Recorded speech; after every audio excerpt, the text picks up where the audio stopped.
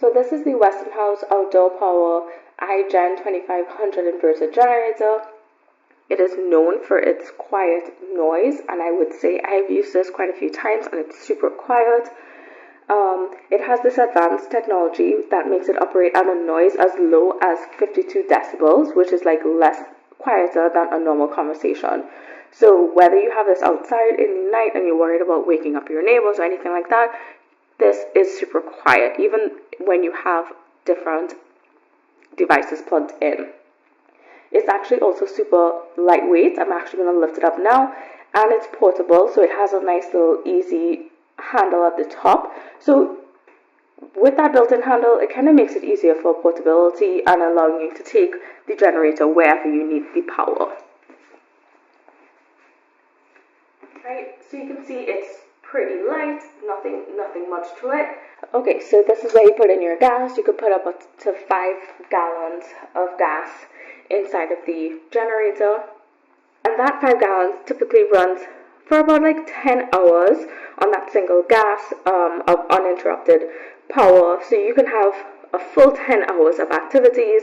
It does have a efficiency mode, so it does help with maximizing the utilization of the fuel, so you don't have to go to get gas as often as you typically would.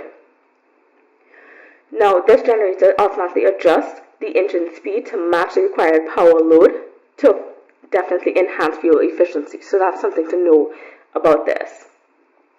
Now, you have USB outlets right here. You also have 120-volt outlets right there. So you're able to plug in any devices, a phone, tablet, a laptop, a fan, any sort of device you're able to plug in, whatever could fit. You don't have to worry about any power fluctuations or damages. I've actually used this quite a few times. I love it. Now, the other thing that is really cool about this is that this generator comes equipped with a parallel capability, so allowing you to connect two of these units together for increased power output. So you can double your power capacity, and if you have larger appliances that you do want to power, I would recommend doing that. So I'm going to zoom in on this. So this is how this area looks. You have the off, the run, and the choke. For when you want to start, go ahead and pull this to start your generator. This is where your 120 volts are, your 2 USBs, your efficiency mode, your reset button.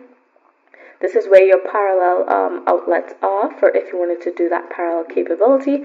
And then it does show you your, put this back in.